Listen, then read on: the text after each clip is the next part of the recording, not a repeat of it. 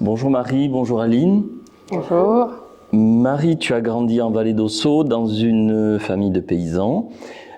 Tu restes dans ta ferme familiale après tes études à l'École supérieure d'art des Pyrénées et ta pratique artistique entre alors en résonance avec ton quotidien paysan. En 2016, tu crées l'association La Prairie des Possibles et tu invites des artistes en résidence dans des fermes Alice, où tu habites en Vallée d'Ossau. Donc, Aline, tu as effectué un master en art plastique à Toulouse et ensuite une formation à la céramique à Séville en Andalousie. Tu es une artiste, comme on dit, pluridisciplinaire. Tu vis à Montory en Soule, dans un environnement rural où tu questionnes la relation qu'entretient l'homme avec la nature en te nourrissant de longues balades en extérieur et en photographiant le paysage qui t'entoure. Alors ma question est simple, pourquoi travaillez-vous ensemble ? On a travaillé ensemble sur le projet La ferme nourricière. En 2022, j'ai lancé l'idée de se questionner sur l'objet ferme. Qu'est-ce qui devenait dans le paysage? Où était la trace ou la place du nourricier? À l'heure où il y a de la spéculation immobilière, l'industrialisation l'agro-industrialisation qui prend de plus en plus de place, donc la monoculture. Et puis Aline, du coup, c'était très intéressant de l'inviter à collaborer, car déjà elle était néo-rurale, elle venait de se réinstaller sur les territoires du Pays Basque, et elle avait une pratique aussi qui était totalement différente de la mienne. Donc à la fois elle avait un regard différent et elle utilisait des médiums à l'opposé de ma pratique. Donc dans ce projet-là et dans ce temps de recherche, je trouvais intéressant qu'on s'associe et qu'on travaille en complicité là-dessus. Aline, tu veux oui, donc c'est Marie qui est venue me chercher. Moi, j'étais très contente parce qu'en fait, j'ai pas vraiment de sujet de recherche. Je navigue un peu entre ce qui m'intéresse à certains moments de ma vie. Donc, c'est vrai que j'ai pu travailler sur la religion, sur le féminisme, et maintenant, je travaille plutôt sur l'écologie. Et donc, j'ai trouvé ça intéressant parce que c'est vrai que j'avais un peu ce choc où je venais d'un milieu urbain et puis j'ai toujours grandi en ville. Moi, je suis vraiment une citadine. Et le fait d'arriver à la campagne, j'ai été choquée, donc j'ai travaillé, enfin bon, choquée, pas dans le sens négatif du terme, mais bon, voilà, j'ai été marquée parce que c'était pas mon environnement jusqu'alors. Et du coup, j'ai un peu redécouvert la nature et je me suis questionnée sur quelle place a l'humain dans celle-ci. Et après, j'ai quand même une pratique militante, donc c'est vrai que je suis assez inquiète sur ce qui se passe et sur ce qui va se passer. Donc toute cette sensibilisation sur l'agriculture, je trouve ça primordial en fait parce que c'est quand même ce qu'on mange, c'est notre nourriture, donc c'est essentiel. Et voilà, donc j'ai trouvé ça intéressant. Et l'autre chose qui m'intéressait beaucoup dans la démarche de Marie, c'est le fait de sortir du cercle traditionnel de l'art contemporain. C'est vrai que j'ai un peu de mal avec cette structure que je trouve souvent un peu trop isolée par rapport à la population. Et là, c'est vrai que son projet de faire des expositions dans des fermes avec un public complètement différent, j'ai trouvé ça vraiment super intéressant. Voilà. Alors, j'aimerais qu'on revienne un petit peu sur ce que tu as évoqué, Marie, à savoir le nourricier. Et le nourricier dans un environnement paysan traditionnel qui a tendance à disparaître. Donc voilà, qu'on revienne sur cette notion-là et que vous l'articuliez sur la ferme nourricière, donc que vous nous parliez un petit peu plus de ce projet. Le projet, il est né d'un constat. La ferme, c'était pensé comme un outil. Donc il y avait la culture, l'élevage, mais aussi le rapport au sauvage, la cueillette. Et la ferme, c'était quelque chose d'autosuffisant. Donc à la fois celui qui vivait sur cette ferme, sur cet outil, il avait pensé cet outil de façon à pouvoir avoir toute une diversité nourricière à toutes les saisons. Et en même temps aussi de pouvoir en faire un commerce ou au moins un échange. À l'époque, il y avait cette notion encore de troc. Et finalement, petit à petit, avec l'arrivée de l'industrialisation, l'après-guerre, On est venu sur des monocultures, on est venu aussi, il y a eu le remembrement, les paysages se sont modifiés, les outils aussi ont été modifiés. Et puis les architectures ont pris des échelles différentes et ont finalement parfois encerclé l'habitat. Et la place de la nourriture, du nourricier, finalement est devenue, on est sur des choses qui sont des monocultures. On a une majorité de production, si on regarde à l'échelle d'un territoire, il y a beaucoup plus d'importation que d'exportation pour avoir toute la diversité qu'on a besoin pour se nourrir.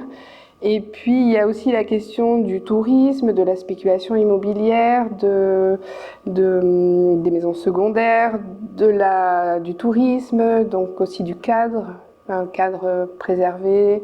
Il faut avoir une image, un certain romantisme autour du territoire paysan et finalement ça devient des objets d'accueil hors sol.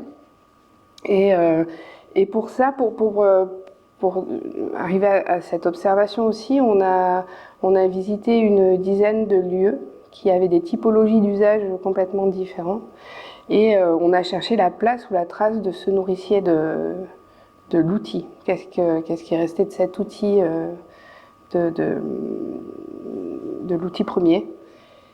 Et on a travaillé aussi en collaboration, ce qui est intéressant, enfin, ce que j'aime mener avec la Prairie des Possibles, c'est aussi rentrer dans l'espace de la mobilisation citoyenne. On a travaillé avec Renouveau Paysan, par exemple, qui milite pour que les fermes deviennent des lieux d'habitation, de vie, que ça devienne une propriété des collectivités pour pouvoir héberger des logements sociaux. Voilà. Ils vivent en commun en fait sur la ferme est divisée, et c'est des logements partagés. Quoi. Voilà, logements partagés, mais aussi logements sociaux qui n'existent pas en zone rurale. Donc, ce qui fait qu'un agriculteur qui s'installe, qui a peu de moyens, doit payer son logement alors qu'il bénéficierait d'aides, il aurait droit à ces aides au logement. Donc voilà, on essaie à chaque fois aussi de faire des parallèles avec l'espace collectif. Alors, on fait un bond dans le temps et dans l'espace. On se retrouve dans la galerie éphémère du Bel Ordinaire.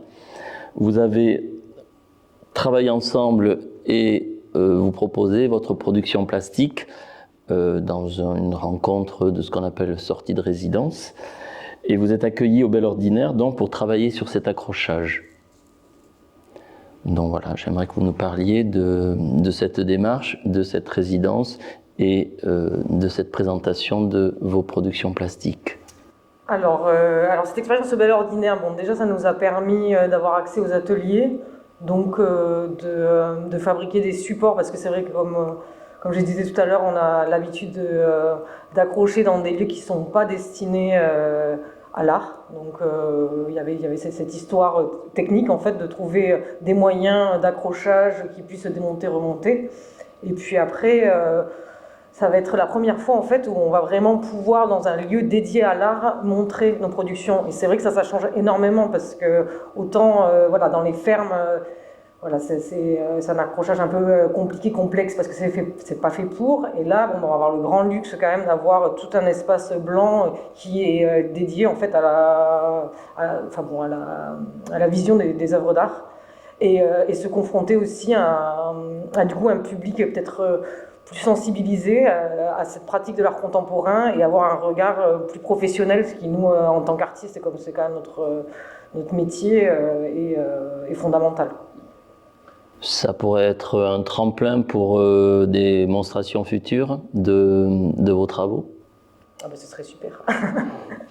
Oui, l'objectif, c'est d'arriver à toucher plus largement le public avec ce qu'on a mené. Donc c'est vrai que l'art, on aime bien qu'il s'inscrive sur le territoire, qu'il ait une prise directe avec le territoire dont il émerge, mais on a aussi envie qu'il ait un discours beaucoup plus large et qu'il se donne à voir ailleurs. Ouais. Oui, et qu'il soit mis en valeur, parce que c'est vrai que voilà, cette problématique de l'accrochage, bon, là, enfin, on va pouvoir avoir un lieu fait pour, quoi.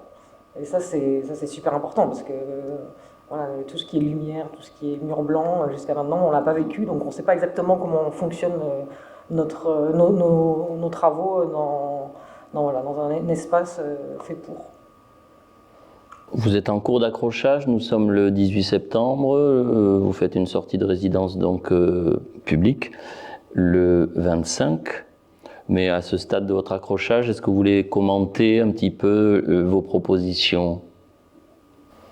Oui, on a des propositions très variées parce que on a touché à la fois à des choses très figuratives, très graphiques, comme à l'objet, à des objets détournés.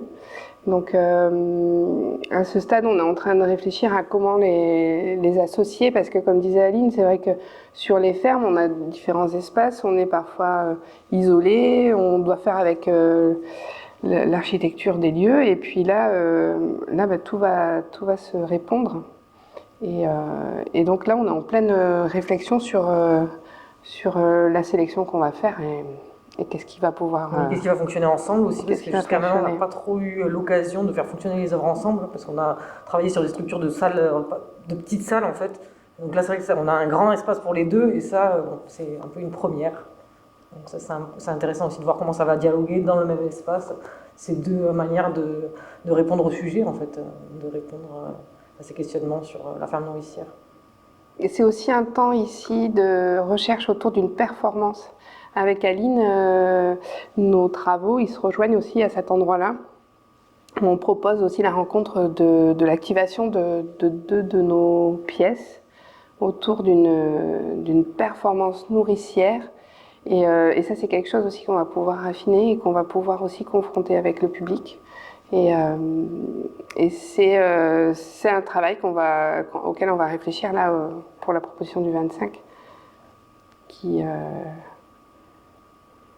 Oui, en fait, c'est un peu parce que jusqu'à maintenant, on a déjà travaillé un peu la performance, mais c'est vrai que c'est une discipline quand même très particulière par rapport aux œuvres plastiques où le corps en fait est un peu en retrait. Donc bon, il y a ça aussi à faire, et c'est vrai que la performance, une de ses caractéristiques, c'est qu'elle fonctionne pas sans public.